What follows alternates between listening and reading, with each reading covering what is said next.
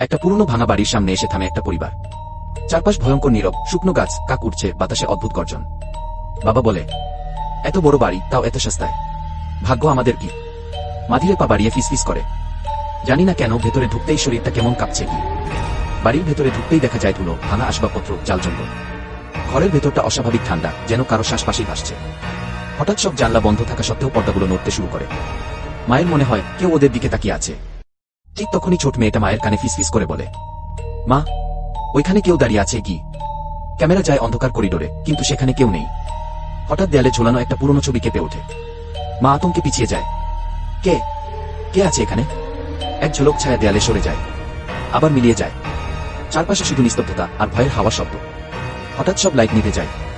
অন্ধকারের মাঝে মেয়েটার কণ্ঠ শোনা যায়, মা, ওই আন্টি হাসছে কি? ক্যামেরা ধীরে ধীরে ফোকাস করে।